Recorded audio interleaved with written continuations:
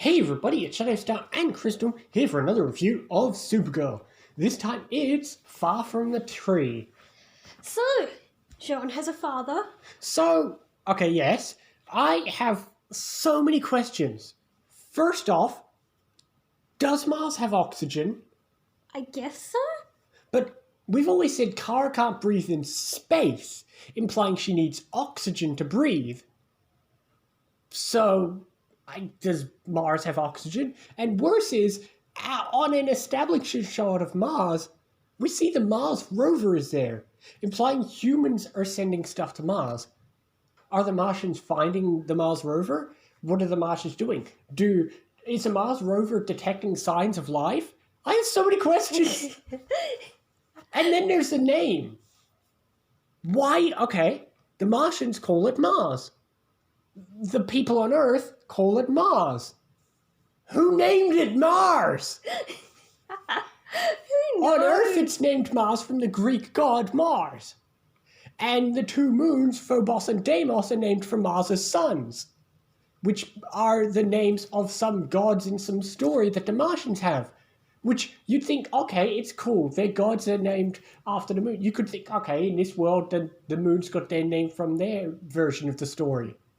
But then why do the humans call it Mars?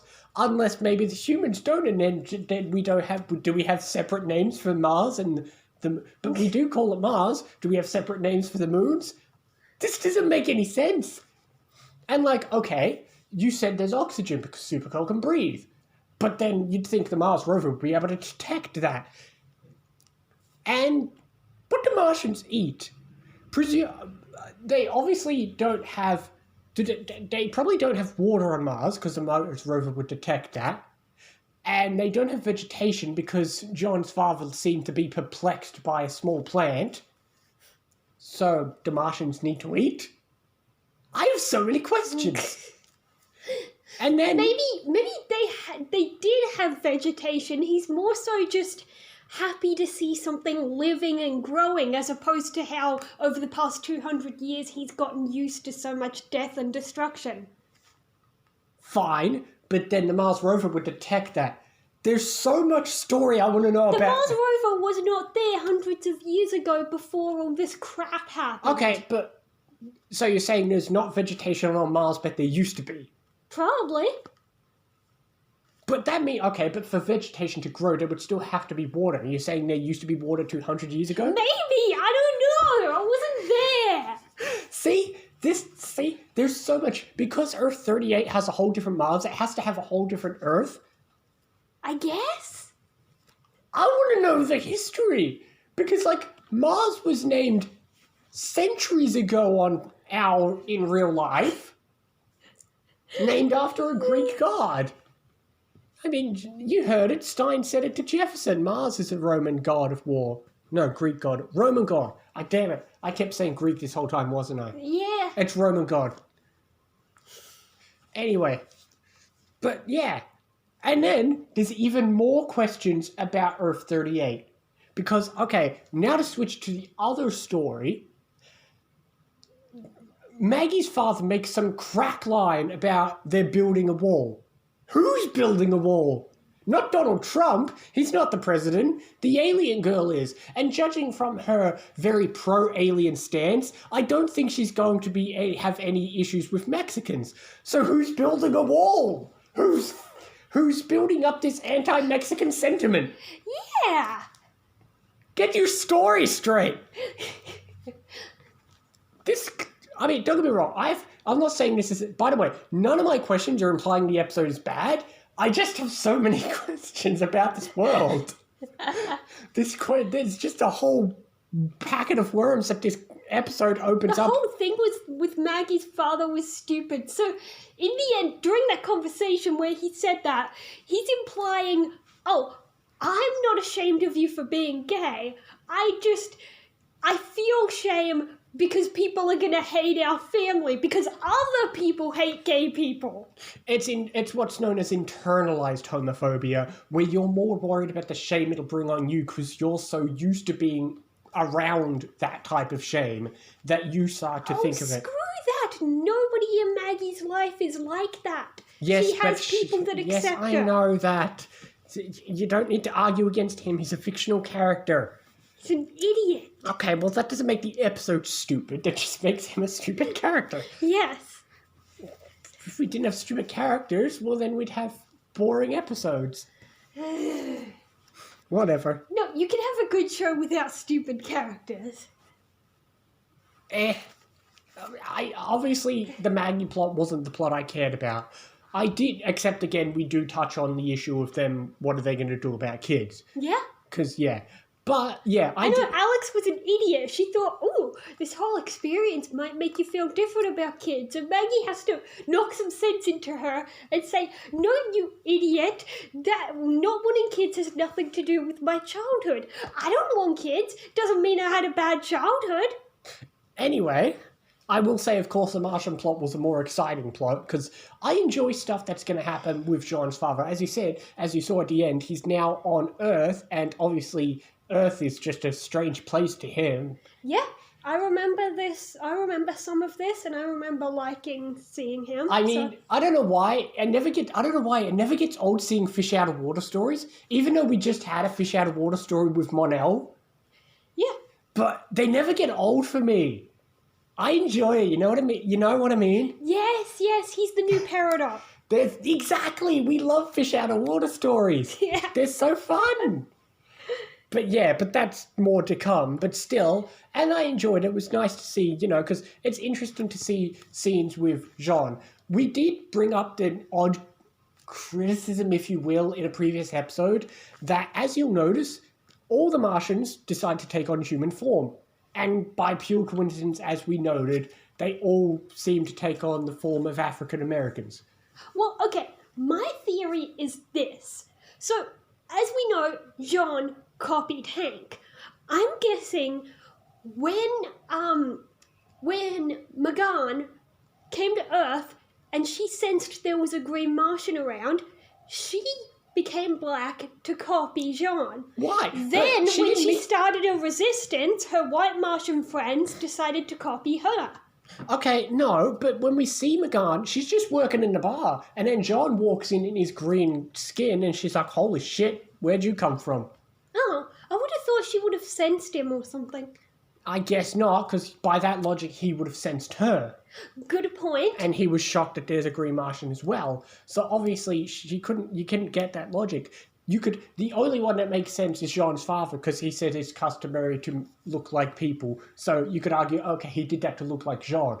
But, where'd Magan? And okay, maybe I'll buy your logic that they're copying Magan, but that's still a hell of a coincidence of where Magan got it from. Yeah. But it's still all right, I'll accept that. And also, obviously, they coincide, even though they didn't need to, they obviously spend time in their human forms just to make life easier on the CGI. Which is an odd point. People have always been critical of the CGI for Sean and any Martian, but why do they have to use CGI? Why can't they just, use some green skin and prosthetics? I mean, I feel like you could do that. I mean, think about it this way. Think about all the different aliens you see on Doctor Who are just people in prosthetics, whether it's blue people or cat people or something. But for some reason they choose, now we're going to have a whole CGI green Martian. Oh, yeah. I don't know. At least I feel like that would have been easier than having to constantly be CGI, because I can understand, it is a bit iffy. Yeah. Especially that scene with his daughters. Yeah, but I'm not one to hype on that too much. But still, I enjoyed that, especially, of course, then the fight with the white Martians was a fun fight. And then obviously, even in that moment, you still get to have a bit of humor, because if you get that moment with Kara driving in the car and all that, yeah, that was a fun distraction. Although they're idiots, because they're mind readers, how does no one think or sense to look behind you? It was, okay, they're mind readers, but okay, why would they think, I better look behind me? I've got no reason to think I should. They're focused on Kara. But we did have an odd debate back and forth on how do Martians work, because we kept debating, can they read each other's mind? On one hand, that guy said, we have to use this special technique to break down John's father's defenses. So I thought, okay, that makes sense. You'd have, in a society of green Martians, you would build up defenses. But that other guy said, oh, just thinking the wrong thought got my family killed, implying that they can detect it. So... Oh, well, the difference is that guy is white. Maybe whites can read other whites, but when it's interspecies, the whites could not read Jean's father. That I'll Maybe greens have stronger minds. You know what? I'll take that as any guess. And then we also started to realize, holy crap, the spear they're after is just a Martian spear of destiny. It's like, okay, it's named and it's after Martian gods, which are coincidentally the same names of human god. Don't get onto it. Yeah. But anyway, that's named after gods, and they're like, oh, what do we do with it? We don't want them to have it. Then they're like, no, go take it to Earth so they can't have it. So it's like, oh my god, it really isn't. But at least unlike the legends, they were smart. They said take it to Earth, which, okay, while we're not throwing it in a volcano, it's still way better than just hiding it on Mars. Yeah. So at first, the whole time they were talking and he didn't believe it was Jean, I just kept on thinking, use your mind reading. But then, like we were just saying, greens have strong minds. Maybe Jean's father could not read Jean's mind until later on when he holds out his hand and asks, may I? But... So Kara was also able to see the memory of the little girls and stuff, but I think it's because Kara does not have a strong mind, so he can do it from a distance, just like how he's shielded her mind from a distance. that's true. But because they're both greens, he needed to be touching in order to show that memory. Well, there you go. You single-handedly have just deciphered the Martian powers all on your own. I'll give you credit for that one. Yeah. But yeah, I enjoyed this. It was I enjoyed getting the lore of Mars, even though it does open up too many questions. But, oh well, what are you going to do about it? Oh well. But yeah, I enjoyed this episode, more so for obviously the Martian stuff. I didn't really care for all the Maggie and Alex plots. Yeah. Yeah, and I do like the fact that we really just focused mostly on the Martian, a little bit of Alex, and then that's it. There's no Win plot. I don't even know if Win was in this episode. No James plot. No James, no Win, no Lena. The only characters in this were, Kara, Jean, Alex, Maggie, and other characters. I think Win and James did have tiny cameos in the bachelorette party or whatever it was. Oh, yeah. Okay. But yeah, you're right. No Lena, no anything like that. Yeah. Which I kind of liked. It was nice to kind of take a break from all the main plots we've had in the past 2 episodes. Yep. Anyway, I'm going to give this episode a 8.5. 8. Yeah, this was surprisingly enjoyable. What is the next episode called? The Faithful. I think I know what it means, but we'll have to see. Yeah. There's some interesting things that's going to happen in this season. But yeah, anyway, we will see you next time for more Supergirl and other things as well. See you next time, guys.